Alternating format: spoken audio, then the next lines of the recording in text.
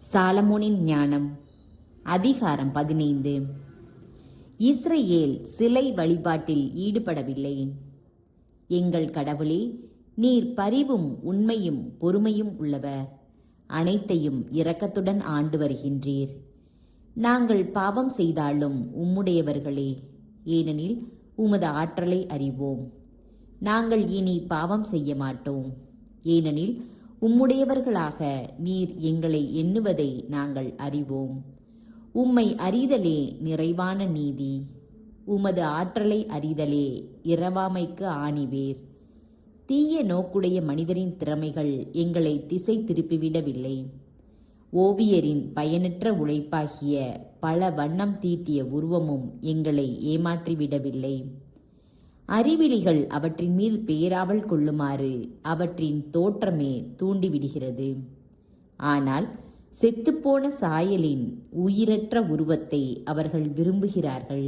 அவற்றை செய்பவர்களும் அவற்றின் மீது ஆவல் கொள்பவர்களும் அவற்றை வணங்குபவர்களும் தீமையை விரும்புகிறார்கள். இத்தகைய சிலைகளில் அவர்கள் நம்பிக்கை கொள்ள தகுந்தவர்களே. சிலைகளை செய்வோர் மூடர். குயவர்கள் வருந்தி உழைத்து மென்மையான களிமண்ணை பிசைந்து நம்முடைய தேவைக்காக ஒவ்வொரு மண் களத்தையும் வணைகிறார்கள். ஒரே மண்ணை கொண்டுதான் நல்ல வகையிலும் மாறான வகையிலும் பயன்படுகிற களங்களை செய்கிறார்கள். இவற்றில் ஒவ்வொன்றும் எவ்வகையில் பயன்பட வேண்டும் என்பதை குயவர்களே முடிவு செய்கிறார்கள். வீணில் உழைத்து அதே களிமண்ணால் பயனற்ற தெய்வம் ஒன்றை உருவாக்குகிறார்கள்.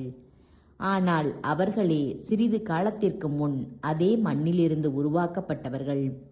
சிறிது காலத்திற்கு பின் தங்களுக்கு கடனாக கொடுக்கப்பட்ட ஆன்மாக்களை திருப்பிக் கொடுக்க வேண்டிய பொழுது அவர்கள் எந்த மண்ணிலிருந்து எடுக்கப்பட்டிருந்தார்களோ அந்த மண்ணுக்கே திரும்பி போகிறார்கள்.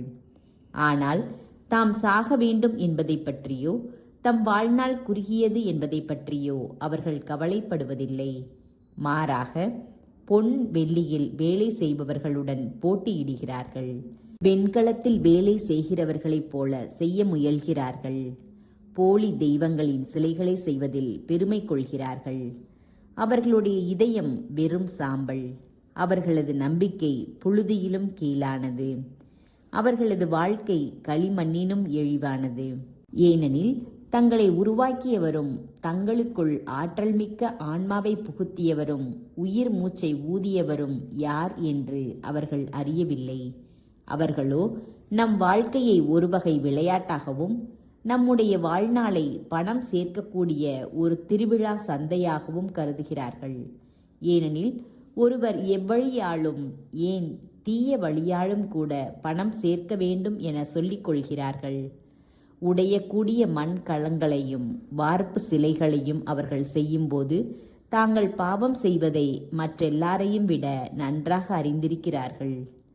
எகிப்தியரின் மடமை. மக்களை ஒடுக்கிய பகைவர்கள் அனைவரும் மற்ற யாவரினும் அறிவிலிகள். சிறு குழந்தைகளை விட இறங்குதற்குரியவர்கள்.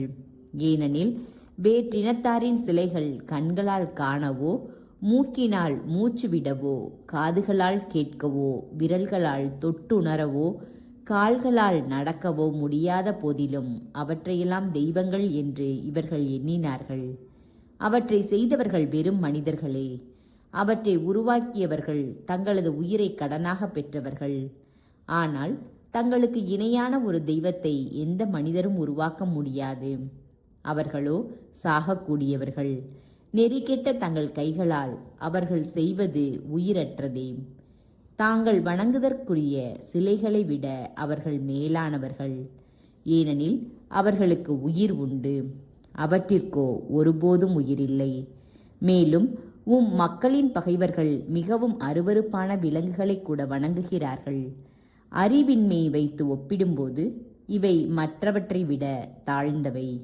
விலங்குகள் என்னும் அளவில் கூட மனிதர்கள் விரும்பும் அழகு அவற்றின் தோற்றத்தில் இல்லை. இறைவன் தம் படைப்பை பாராட்டி ஆசி வழங்கிய போது அவை ஒதுங்கி போய்விட்டன.